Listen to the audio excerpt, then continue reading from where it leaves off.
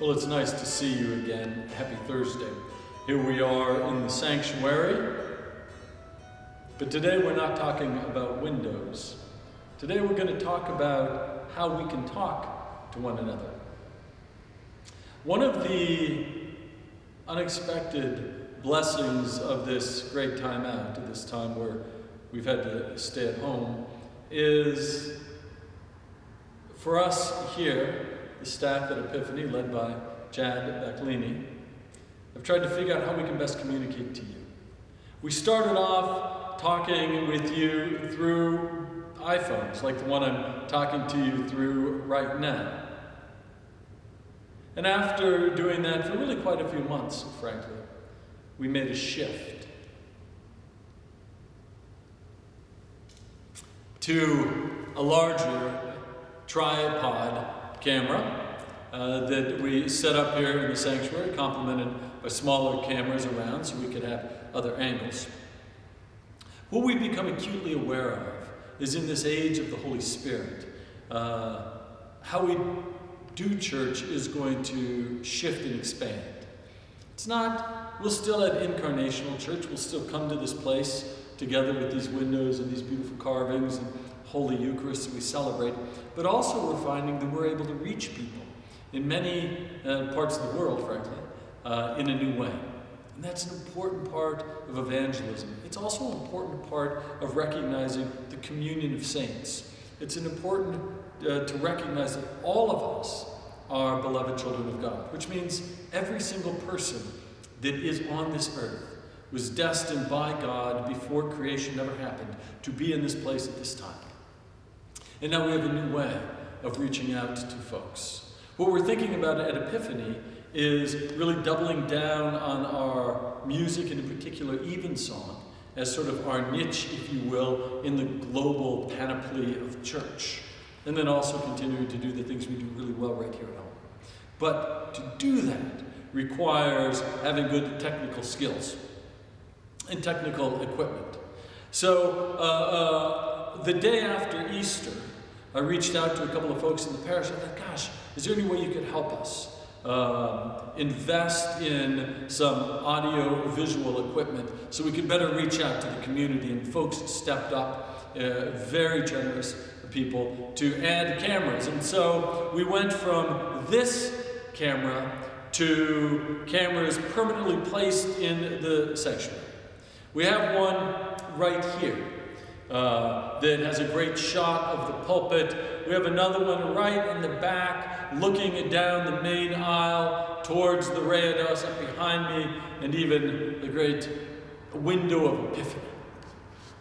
And we have another one over on this side, and even one behind me. We'll talk through that one as we go to interview Jad in a little bit.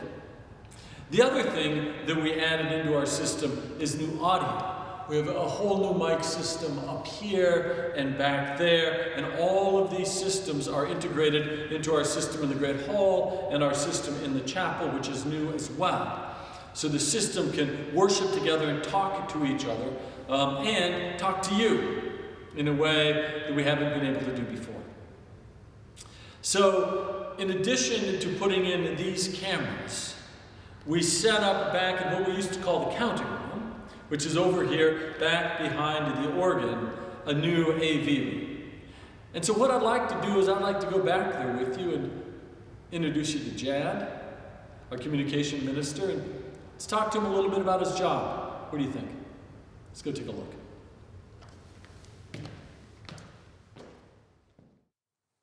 Well, you'll notice now that I've come over here to talk to Jad that he and I can both talk to you without face masks.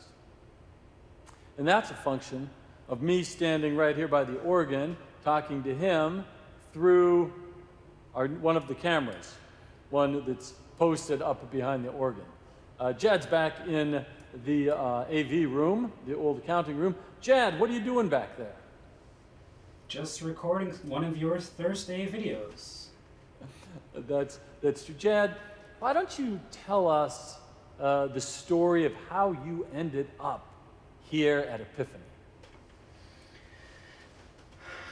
I've told this story many times, and I use your vocabulary a lot. which is that it was the work of providence. Because I didn't even know that Epiphany existed when I came here and then eventually got offered a job. It was one of those, just by the fact that you had a 5 o'clock service, I showed up with a bunch of friends who were curious about what worship was like at your 5 o'clock service.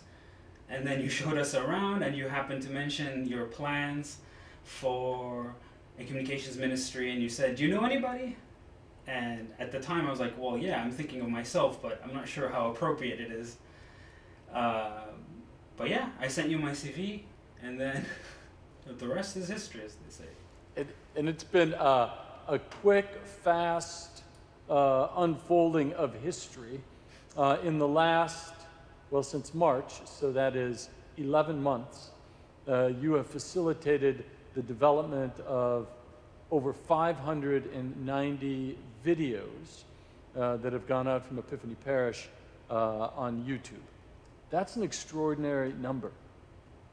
Yeah, it is. But it's a necessary number if we're going to continue to be communicating with all of you that are watching this video right now. Jad, explain how you curate the services on Sunday from where you're sitting right now. Talk about how you decide which camera to use, how to choose the camera, and whatever else you do back there, because I don't know, because I'm sitting out here. Okay, you're actually seeing some of this right now in real time. What we have here are 4 main cameras, and over time we've kind of developed a sort of visual liturgy of when to switch between the back camera, the side camera, the organ camera, and a lot of it is guided by, you know, your usual bulletin. And some of it is just my interpretation of what I think should happen. Like one of my quirks is, for some reason, I like to change the angle for the Lord's Prayer, just to mark it somehow. And also over time we learned what works better for the flow. For example, we've decided that when we switch from the liturgy of the word to the liturgy of the table, now that we have the capacity to zoom in all the way from the back camera, which I'll actually just show you right now, that camera, it's just much better and it's much more intimate, and the Eucharistic prayers are much more powerful that way. So it's a bit of a trial and error, really. Yeah, and you, we put on a lot of services here at Epiphany, as you know as well as anyone. How do you cover all of those services, Jack? So right now we're actually starting to expand our ministry. It used to be, really, if you think back of where Epiphany started with live streams, it was meant to be a kind of service of last resort. So if you could somehow not pass by, or you were ill, or you're somewhere else, you could tune in. We'd have about 20, you know, that's on a good Sunday. So when we started moving to no longer kind of catering for the people who couldn't come, but because we could do nothing else, we realized that we had to cut back on some services. You know, we obviously could do one kind of main Anglican service, and then we thought, well, evensong is one of Epiphany's charisms, and we really need to bring that back. So as that scale and that volume grew, we realized we couldn't really keep our means the same way that we when we first began. So just by the way things happen, you know, with the music ministry not being able to have all singers on screen, we freed up some hands and some minds and some really, you know, strong passions to help us. So I'm really grateful for the work of Brian, to who you know wasn't taking part in his usual gift as a tenor. He actually figured out a bunch of our issues that I technically wasn't able to figure out all by myself, and he's now our main live streamer for evensong services. And as we continue to grow and then we come back in person, we're not going to stop these. You know, we're actually going to be focusing our online offerings, especially for our online only parish in that future. So we're going to definitely grow and train more people to be able to handle more of that. I mean, I can imagine a time when if we have like 6 services, all 6 of them can go online every Sunday, if there's a need for them. So you are even now looking for people that might be interested in being part of the artistry of the communication ministry. Yes, for sure. The thing is, it's also a way to glorify God in a different way. It's not just about need. I mean, we can always handle ourselves. We were in the midst of the pandemic. We figured out how to make things work without all this stuff.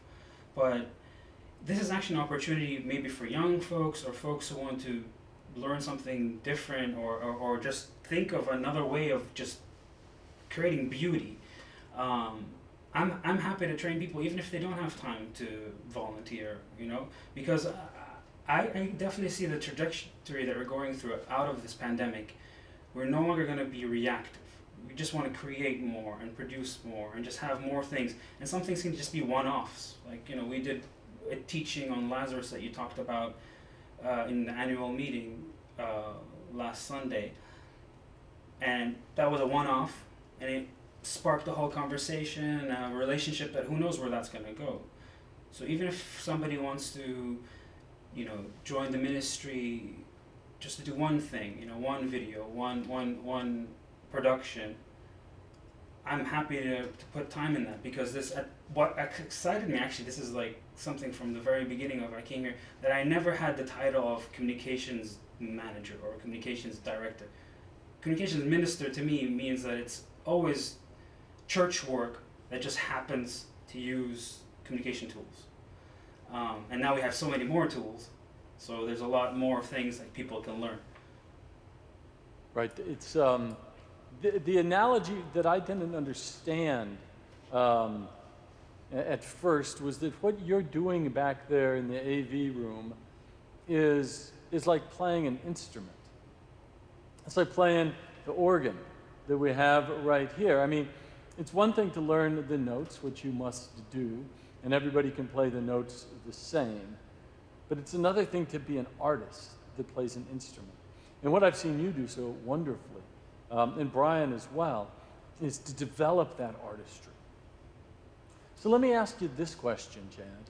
If you could add one more thing to the panoply of Epiphany communication equipment, what would it be?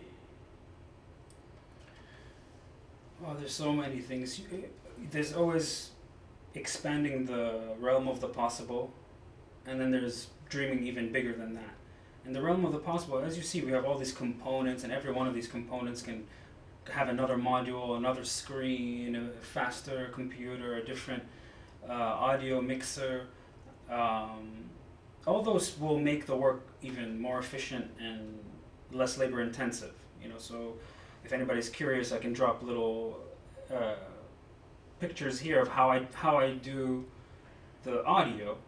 This little part can be a whole mixer in and of itself, but that's still us thinking within expanding the realm of the possible. You know, within this room, within, you know, the capacities that we have right now, how do we keep growing incrementally as we've grown from phone to camera to whole set?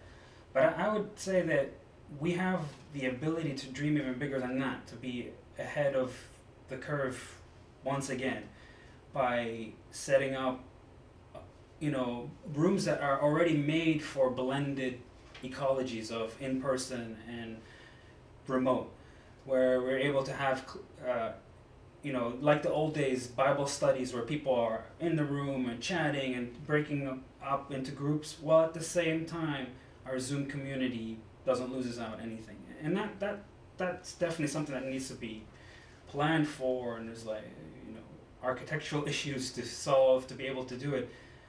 But that's where I feel that our trajectory has gone from our little cell phones that used to hang off of the balcony and on little, sometimes we tape them with sticky tape, to where we are now. It just makes sense that we would be going to something that isn't even wired. It's just in the walls and part of, as basic to a room at Epiphany as a shelf of books. That is a great vision, and it's possible. It's within the capacity of our imagination, so it's within the realm of reality, I believe. But in the meantime, we're going to continue to grow and learn and learn how to use this equipment and invite people into this ministry as editors or as videographers or whatever capacity your people are interested. Thank you for, we've been running full speed, you in particular, and getting us up to speed on all this AV stuff and learning our way around it. Is there a final thought or reflection you want to share with people watching tonight? I would say that sometimes it's easy to get, complacent and get used to technology being an end in and of itself, and it never really is. And we know this in our hearts, but we forget it when it's the day-to-day, when you upload the next video and do the... So I would say, I would love for us to get so good at what we do so that we offer our gift to the wider community somehow. Just like we're so good at music, so we've created the Epiphany Music Academy. It would be great that we get so good at church communication that we somehow export that, whether it's just in our neighborhood or across the Episcopal Church. I think that's a great vision, and you're the visionary to guide us in that direction. I'm glad to be a partner in this ministry. Jad, thank you for spending time with us this evening. Thank you.